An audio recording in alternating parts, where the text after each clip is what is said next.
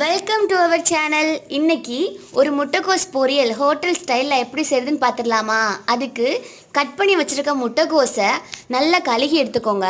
அது கூடவே ஒரு 50 பாசிப்பருப்பு சேர்த்து நல்லா ஒரு 5 நிமிஷத்துக்கு குக் பண்ணி எடுத்துக்கோங்க. அப்புறமா ஒரு கடாயை அடுப்பில் வச்சுட்டு கொஞ்சமாக எண்ணெய் ஊற்றி கொஞ்சம் கடுகு சேர்த்து கடுகு பொரிஞ்சதும் கொஞ்சமாக சின்ன சீரகம், கொஞ்சம் கறிவேப்பிலை, அப்புறம் ஒரு 1.5 பச்சை மிளகாய், அப்புறம் கட் பண்ணி வச்சுருக்க பல்லாரி வெங்காயம் ஆட் பண்ணிக்கோங்க. அந்த பல்லாரி வெங்காயம் கொஞ்சம் பொன்னீர் ஆகிற வரைக்கும் வதக்கி எடுத்துட்டு நம்ம வேக வச்சு எடுத்துருக்க முட்டைகோஸு பாசிப்பருப்பை இது கூட சேர்த்துட்டு நல்லா கிளறி விட்டுட்டு தேவையான அளவு உப்பும் சேர்த்து நல்லா ஒரு 5 நிமிஷத்துக்கு மூடி போட்டு வேக விட்டுடலாம்.